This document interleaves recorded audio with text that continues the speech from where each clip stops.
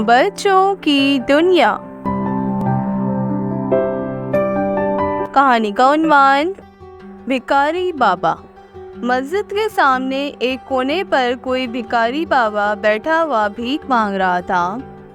بابا اندھا تھا، اس لیے لوگ اس پر ترس کھا کر کچھ نہ کچھ بھیک دیتے جا رہے تھے۔ بابا کے کشکول میں کچھ پیسے جمع ہو گئے تھے۔ اتنے میں وہاں کچھ نوجوان امیر زادے آئے اور بابا کو حقارت سے دیکھنے لگے۔ بابا، کیوں اندھے ہونے کا ناٹک کر رہے ہو؟ یہ لو 5 روپے کا سکہ۔ بابا کو لڑکے کی بات ناگوار گزری اور اس نے کہا، میں ناٹک نہیں کرتا، میں تو صرف بھیک مانگ رہا ہوں۔ بوڑھا ہوں، اندھا بھی ہوں، دنیا میں میرا کوئی نہیں ہے، پر تو ناٹک کرتا ہے اپنے مہذب ہونے کا۔ تیرے ابا تو تیری جھوٹی تعریفیں کرتا ہے، اور مجھے پتہ ہے تیرا باپ ایک کاروباری آدمی ہے، تم لوگوں کا کپڑے کا کاروبار ہے، تم لوگ 4 بہن بھائی ہو۔ بابا کی باتیں سن کر لڑکے کو پہلے تو غصہ آیا، مگر نہ جانے بابا کی زبان میں ایسی کیا تاثیر تھی کہ لڑکا کچھ نہیں کر سکا، کیونکہ لڑکا جانتا تھا کہ بابا جی کا ایک ایک لفظ سچ ہے۔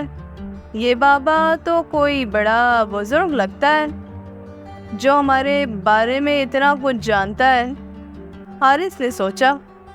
اتنے میں دوسرے لڑکے نے کہا، بابا زیادہ باتیں نہ کرو، جاؤ بھیک مانگو۔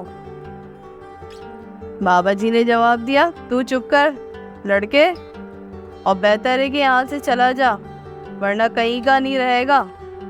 میں جانتا ہوں تیرا باپ ملک سے باہر ہے اور تجھ پر تو باہر کی کمائی کا نشہ ہے۔ بابا جی نے کہا۔ دوسرے لڑکے کا بھی منہ کھلا کا کھلا رہ گیا، یار یہ بابا تو ہمارے بارے میں سب کچھ جانتا ہے۔ لڑکے نے آہستہ سے اپنے دوستوں سے کہا۔